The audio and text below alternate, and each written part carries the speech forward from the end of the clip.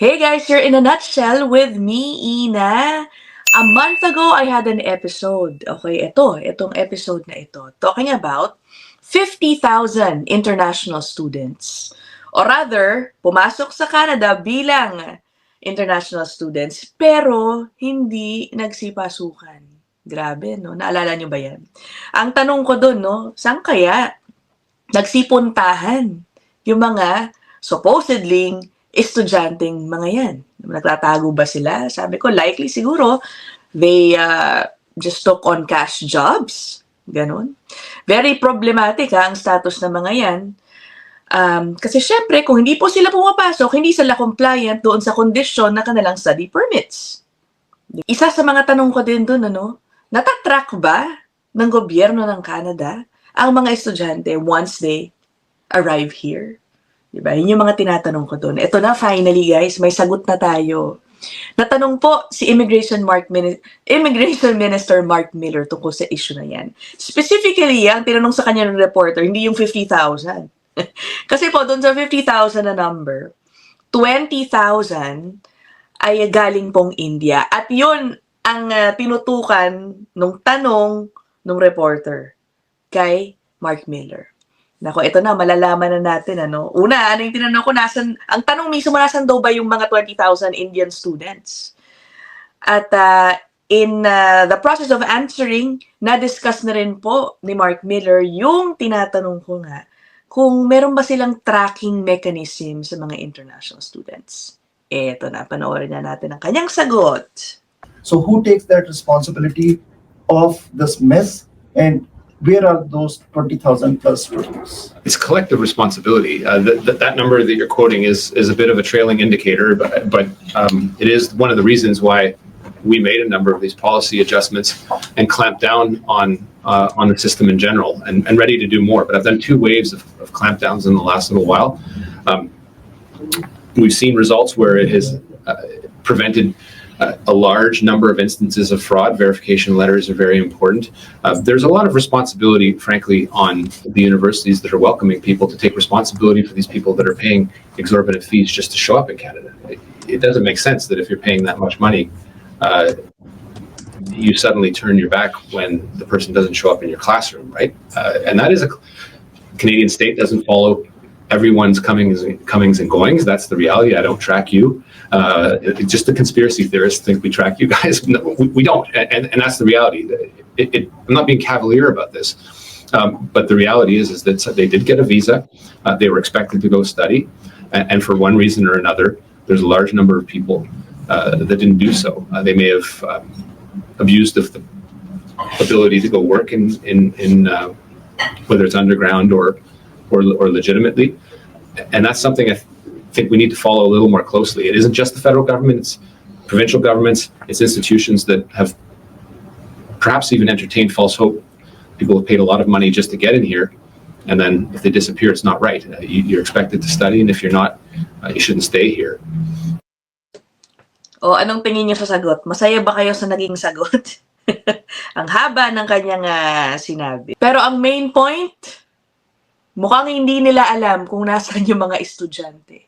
Bakit ko nasabi yun? Dahil ang sabi niya, no, we don't track them. Diba? I don't track you, no, we don't, and that's the reality. Hindi lang yun, parang pinasa pa niya yung blame sa mga universities and colleges. I'm not saying naman na wala rin talagang accountability o responsibilidad yung mga colleges. Alamin kung nasan yung mga missing students nila, no? Ang sabi ni Mark Miller, there's a lot of responsibility on the part of universities and colleges.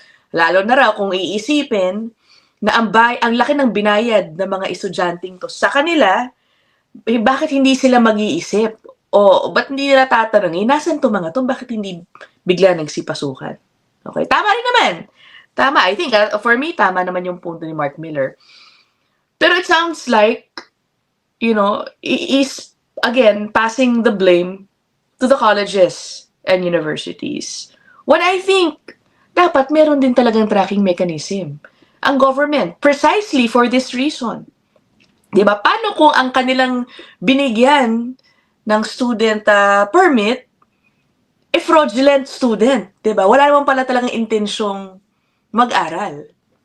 That would be the responsibility of the government, di ba? To find ways to validate yung talagang intensyon ng isang taong nag-a-apply bilang student. Actually, on any other permit na ina-applyan sa immigration dito, di ba? Ngayon, ang tanong, kung hindi nila alam kung nasan ang mga ito, o ano na? Ano na, nga. Ganun ba to? Paano kaya, no? Ano kaya ang plano? How does the government find them? Because, sabi niya, nabanggit din niya, no, na parang, they're here illegally. These students who are missing, who are no-shows, are here now illegally because they, technically, no, hindi sila compliant sa kanilang student permit. Ang hirap naman, ano? Naku po. Am I making sense, guys? Kayo, anong palagay nyo, no?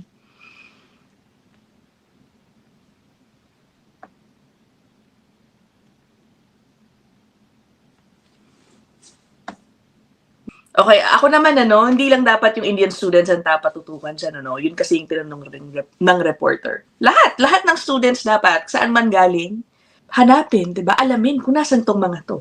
And, you know, deal with them. Kung ipapauwi, ipaiwi. Now, in relation to this, alam nyo ba, meron pong report from the Hindustan Times, yan, isa pong India-based news outfit, na nagsasabing, malaki daw po ang ibinaba ng bilang ng mga student permits na in-issue sa mga aspiring students from India, aspiring international students from India. Let me show you this article.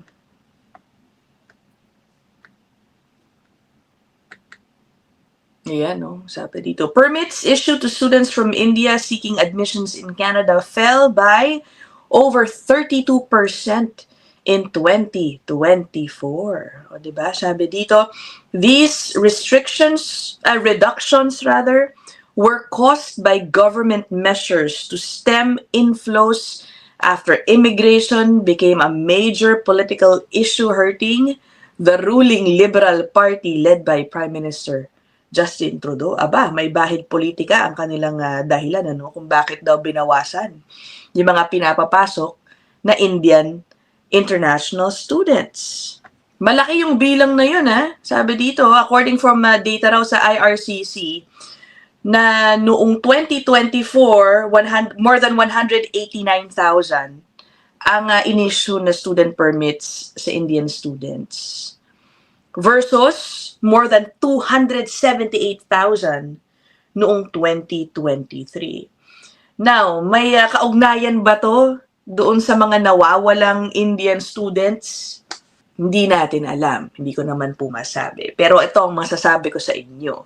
Meron din pong statement in that same interview si Mark Miller basically urging colleges and universities to expand their recruitment of international students moving forward. Aminado siya, no, na malaking porsyento ng populasyon na mga nare-recruit ng mga international students ay galing India at nabanggit din niya Pakistan. Hindi naman po niya siniraan yung mga estudyanteng galing dyan sa mga bansang yan, lugar na yan, pero ang sabi niya, it's about time that colleges and universities, kumbaga, expand and look at other countries, top other countries, kung sila ay manghihikayat ng international students. Sige, pakita natin yan. I would say universities and colleges have been going to one or two source countries and constantly going back to the well on that. We expect a diversity of students. It doesn't mean that Indian students aren't some of the best and brightest. Indeed, one of the largest populations in the world, you would expect students to come from India. But what I've asked universities and colleges to do is you need to put a little more effort into the price of acquisition, to use probably an expression that is entirely fitting, but you have to be able to invest more in the talent that you're bringing here. And that includes going to more countries and expanding your resources. And that is a message that is ongoing as universities and colleges are asked to not only rebrand, but change their pitch to attract people from around the world from different countries. There will always be students from India, there will always be students from Pakistan. That fairness and balance isn't totally up to me, but it is one that I am watching closely because... Ayun, inamin niya, no? hinikayat niya na, sinabihan niya na daw po yung colleges and universities to expand the resources in a recruitment. Kumbaga, consider other countries. Pero of course, hindi naman po ibig sabihin na hindi na po sila tatanggap ng mga estudyante mula sa India at Pakistan.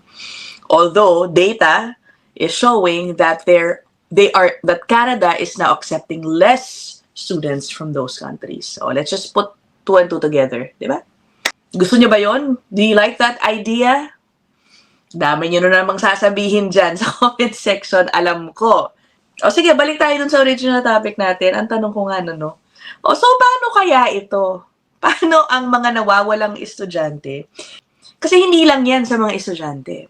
If the government is unable to track those people, likely they also have poor tracking sa mga taong inaasahang mawawalan ng status at ang gusto po ng mga Canadians, syempre pag ganun, mapauwi.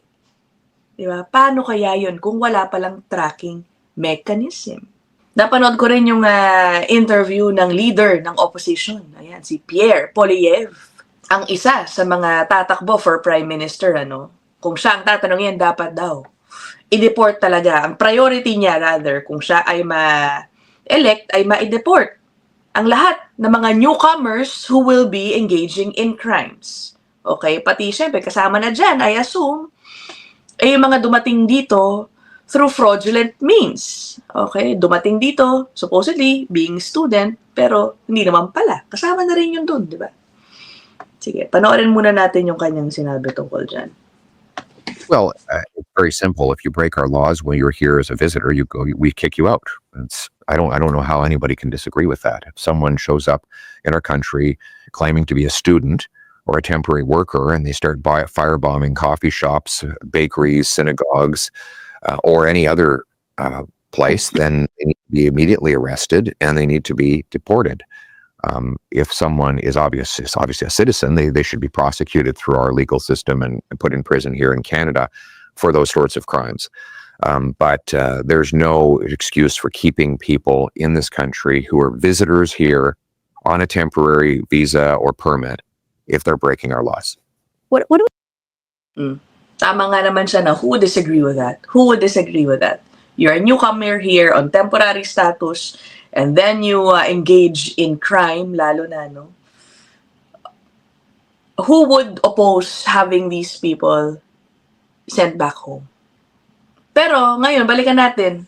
Siguro mas madali pauwiin yung mga maaaresto, kung nyari, mga nag-vandalize dyan o engage sa mga robberies, yung mga ganyan, mga naaresto, tapos natuklasan na temporary status. O sige, madali na siguro gawa ng paraan yun para mapauwi, But again, I know, isa rin po sa gustong gawin itong ni Poilievre, pauwiin yung mga dapat wala dito. Diba? Uunahin niya, yes, those who, engage in criminal activity, pero kasama rin po sa kanyang priority ang pagpapauwi sa mga undocumented, aka yung mga illegals na nandito. Kung hindi pala alam kung nasan sila, paano rin niya kaya gagawin yun, Ang yan pa rin ang aking mahiwagang tanong. So anyway, hindi ko na tatapusin tong interview niya. Tinanong pa siya tungkol sa mga refugees. Nako, I'll save that for a different episode. For now, I will end this here. I look forward to reading your comments as always. I'll see you guys in the next episode. Bye!